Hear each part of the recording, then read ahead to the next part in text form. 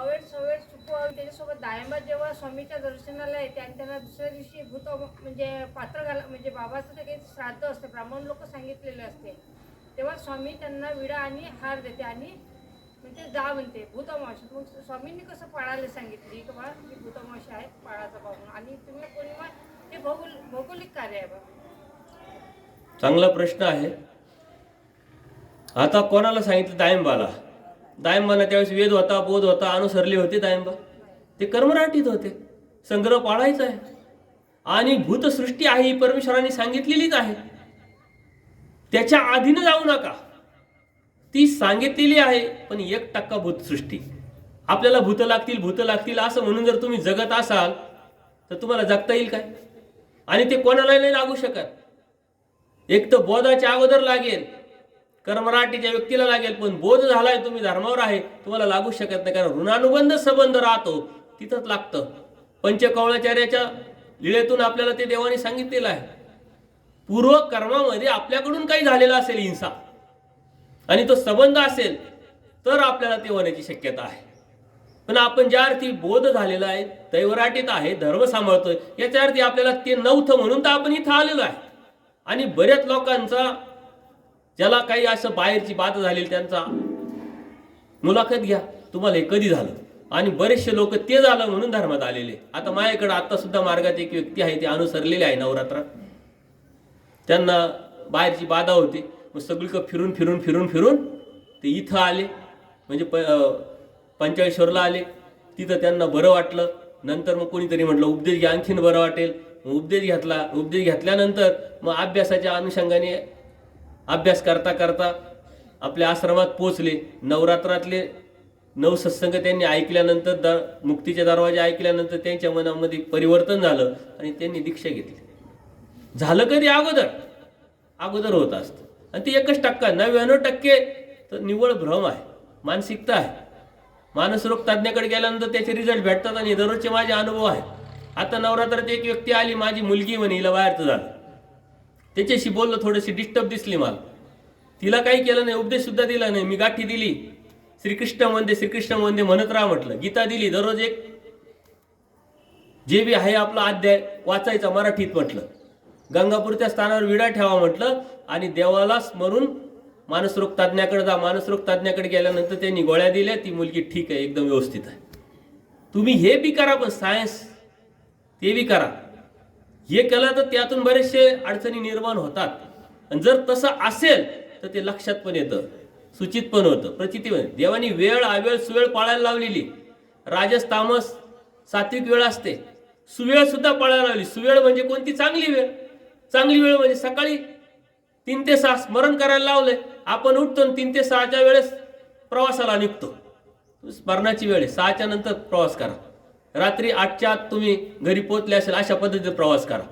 कितीतरी लोक स्थानवंदन करायला निघतात, रात्र प्रवास करतात. आणि माझ्या अनुभव, मी एकदा असंच एका तपस्विनींकडे गेलो, त्यांचा ॲक्सिडेंट झालेला होता. म्हटलं काय झालं? म्हणजे आम्ही सर्व तपस्विनी स्थानवंदनाला करायला निघालो. म्हटलं मग? म्हणजे रात्री 12 वाजले आमचं जमता ठरता आणि 12ला निघालो, 1:30ला ॲक्सिडेंट झालं. देवाने तुम्ही तपस्विनी असताना पण आमचं एक मतच होईना, कोण काय म्हणतं कोण काय म्हणतं, काय होते, आपण स्मरण करत जाऊ. याच्या गोष्टी आहेत. देवानी सांगितलंय ट्रॅफिकचे नियम पाळायचे, त्यातून आपलं हित आहे. तर देवाने सांगितलंय वेळ अवेळ सुवेळ पाळायची. कोणत्या वेळेस काही जमतं का? नाही जमू शकत.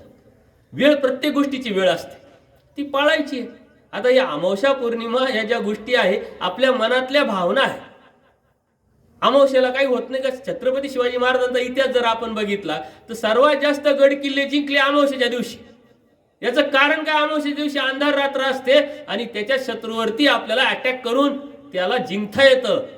पॉझिटिव्ह विचार केला तर पॉझिटिव्ह निघाल, निगेटिव्ह विचार केला तर निगेटिव्ह विचार कर. जे बी नियम आहे ते पाळा, समजा, जाणून घ्या आणि त्यातून निघा. सायंटिफिकली मी तुम्हाला ती गोष्ट सांगितली. धर्म सायंटिफिकली आहे. परमेश्वरांनी स्वतःची ओळख सांगत असताना सकळे ज्ञान सकळे विज्ञान सांगितलंय. सर्व शक्ती म्हणजे काय?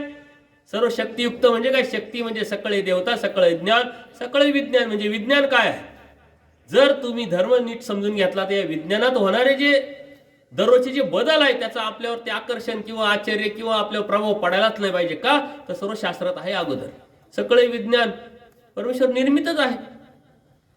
त्याच्यामुळे हे जे सर्व अज्ञान किंवा अन्यथा ज्ञानामुळे आपल्या मनामध्ये जे घुसलंय त्यातून आपल्याला बाहेर पडायचंय.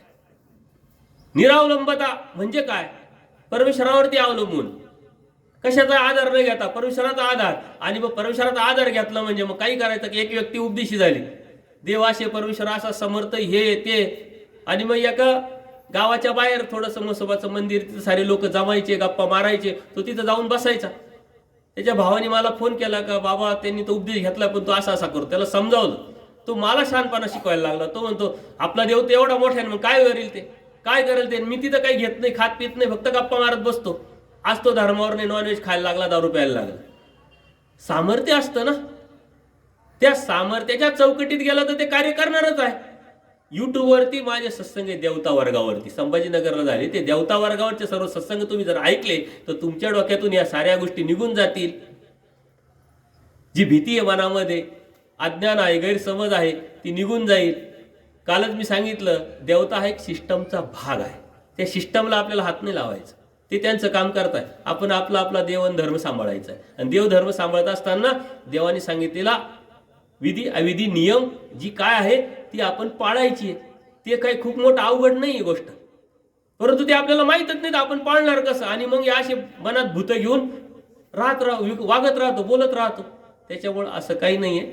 त्यावेळीची परिस्थिती आणि अशा अनेक लीळा आहे, तुम्ही तर एकच लीळा सांगितल्या, अशा अनेक लीळा आहे. ते संग्रहाच्या अनुषंगाने देवाने सांगितलंय, त्याची परिस्थिती, त्याची वेळ, त्याची सर्व सांगितलेलं आहे. त्याला प्रमाण आहेच, ते सामर्थ्य आहे, ते नाकारतच नाही आपण.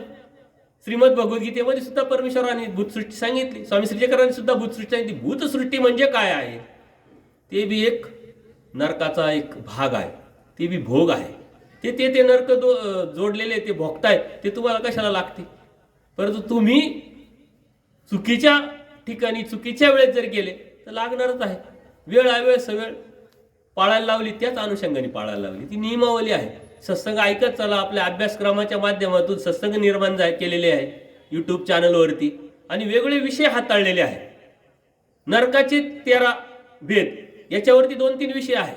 बरेच गोष्टीचे वेगळे. जो विषय तुम्हाला वाटला ना तो विषय सर्च करा, तो तुम्हाला येईल ना ऐका. अत्यंत सविस्तरपणे सांगितलेलं आहे. मनातली भीती, धर्म हा भयाकडून निर्भयतेकडे नेणारा मार्ग आहे. तुम्ही धर्मात येऊन जर भीती निर्माण करून घेत असाल तर तुम्ही कुठंतरी चुकीच्या रस्त्याने चालले, लक्षात घ्या. निर्भयता निर्माण झाली पाहिजे. निर्भयता निर्माण झाली म्हणजे काही करायचं असं नव्हे. देवाने त्यासाठी नियम सांगितले, साधकाला नियम सांगितले. अन्य जो आहे संन्यासी त्याच्या संपर्कात जाऊ नका म्हटले, संसर्ग करू नका, अन्य मठात जाऊ नका. याचं कारण काय? तो परिणाम तुमच्यावर होऊ शकतो. तुम्ही जर जरट असाल तर तुमचा परिणाम त्याच्यावर होऊ शकतो. परंतु जायची गरजच काय, संबंधच काय? याचा अर्थ संग्रह पाळायचा नाही असं नाही.